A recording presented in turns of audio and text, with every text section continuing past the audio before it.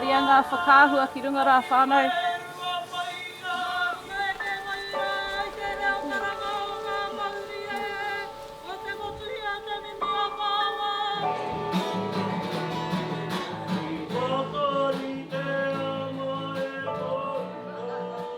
The simplest way that I think about Hui E is that we help the helpers. We are helping them build their own resources and ways of working, being able to access things like funding or other support that they can get, or training or whatever it might be. We grabbed all our horses, saddled up. So you've kind of repurposed this map, haven't you? Yeah, pretty much. So this was all totally overgrown and grass and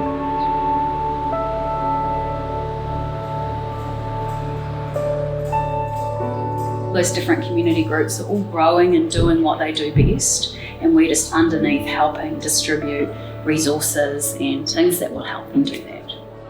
I can see why they call it Robin Hood Award. We're just lucky because it's here and it's around us, and if we've got a history of being open and welcoming to those groups, and so they're happy to engage.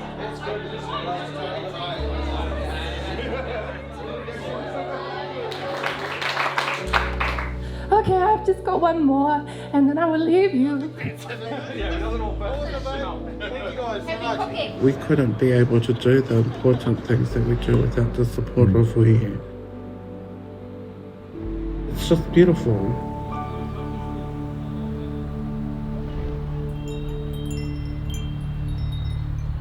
One word, funding. What comes to mind? Rules, barriers. It's quite technical. The design is built for funders' ease. Feeling throughout this process that I'm begging for money. Because I don't want to put that in, because they'll say no and then the whole community will know. Organisations could just be like struggling by themselves and wouldn't even know what is out there for them. it feels like there's just not enough opportunities to apply for funding. Like outdated, frustrating, illogical too. Better luck next time. Like you have a small window and then you miss out on that window and you've got to wait months and months later. You can't really progress to the second stage unless you've got funding for a previous stage. Are we going to lose our funding?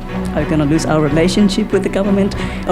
Is it going to impact me? But I would rather be empowering our young people, but I'm just here trying to find the funding for a project. But why is it not working? The funding language is a particular language that a lot of people don't speak. Like it's not built for communities at all. But I've got another one, incredibly important. There are issues, but we have an opportunity to make a difference and make a change. So that's where we come in.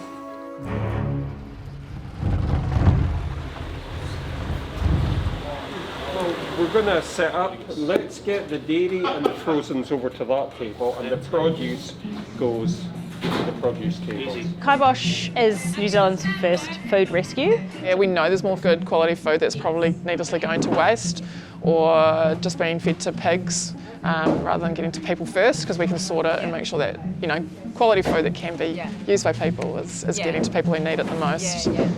We do it jolly well, and always with manners impeccable. Like if funding apps aren't due, then the reporting is normally due, so it's one of those two things I'm working on. Yeah. We just started doing a global funding application. Oh wow. That is for the whole financial year, and that talks about us the way that we want to talk about us, and we're just going to apply with that to all the funders. Let me know how it goes. I'll let you know how that goes, because that is something that would be amazing. Yeah. Because it takes so much time. Takes so much time, yeah.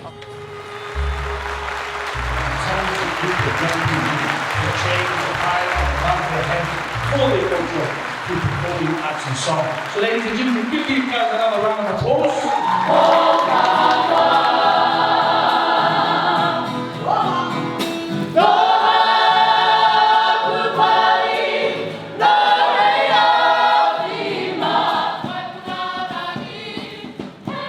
It was a very beautiful representation of who they are as a group. I think a mix of cultures, which which is what we have within New Zealand, a mix of cultures, so they're really great at representing that. They contacted us when we supported groups through COVID with some funding assistance. But it's been a really great relationship, actually both ways, and we've learned a lot from them and we're able to support them in lots of ways as well, so that was great.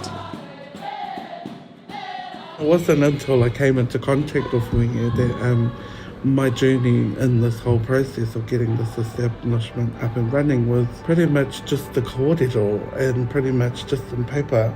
And so it's cool to carry on this relationship that I have with Hui E because you have been there since the beginning of the starting of Ngāore. So it's just beautiful. Hui E saved my life. It saved my kids' lives.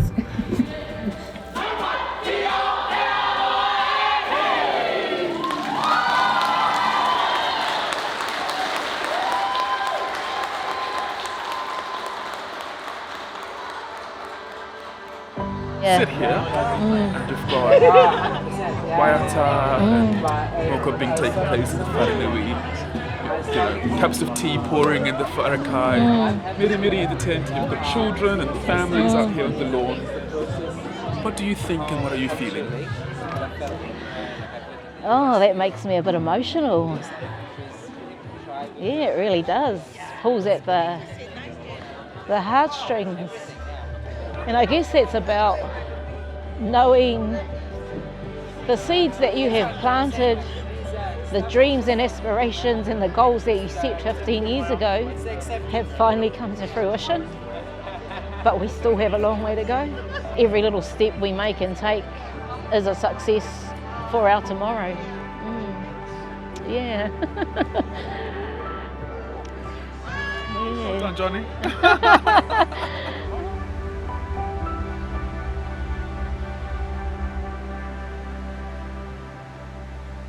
What we ask most community groups is, do you think the current system is made for people like you?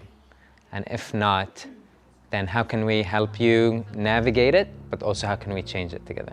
It's all about holding space and bringing people together and not really coming with an agenda, but really there to just shine the spotlight on them.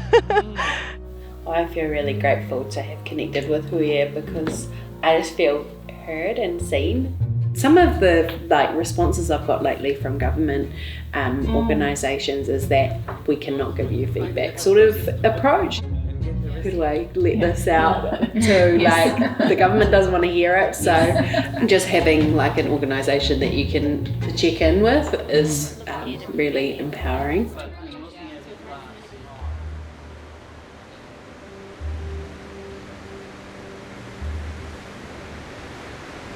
Well, a couple of days ago when I got declined by MSD, I just broke down because I was like, what do I have to do? What more do I have to do to, I feel like I'm giving so much to our community, but what more can I give to show my worth, my worth to the funders, so that I can keep giving, but I don't have anything else to give. Whereas you're doing the work and you're still having to prove that you deserve the funding, and I think that's what we're hoping will change one day soon. Lucky you guys are here. No, we're lucky you're here, because otherwise no one would believe us. Most of those systems are very westernised and designed with a very kind of one-size-fits-all model. When I talk about equity, it's even about who sits at that top table. If you know nothing about the arts or Indigenous arts and all that, why should you be sitting at a table that has funding applications in regards to that? You don't have a knowledge, you don't have an understanding. It's almost like who gives you the right. But I also think it's about, getting funders, getting on the ground and having a good look what's out there in the community. And I truly believe too that, especially kaupapa like what we run, we have a 15-year history of good outcomes, outputs and oranga of our people. We know that it does that for us. So I think even, some of the taumata, I guess, or the tick boxes need to be based around that. The purpose of my role is to connect with our grassroots community or kaupapa Māori community organisations, really trying to see what we could do to shine the spotlight on their mahi, understand their challenges and look at creating a space where we're creating solutions by Māori for Māori.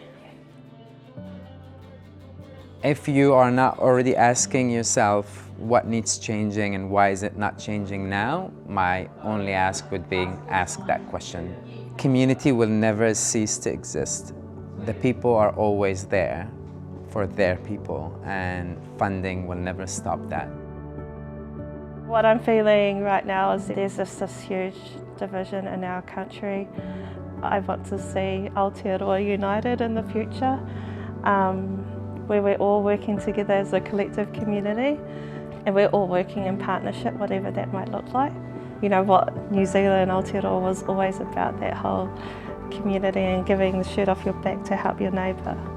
I'd love to see it go back to that. Keep chugging along, keep focusing on your purpose and what drives you, and keep focusing on the vision.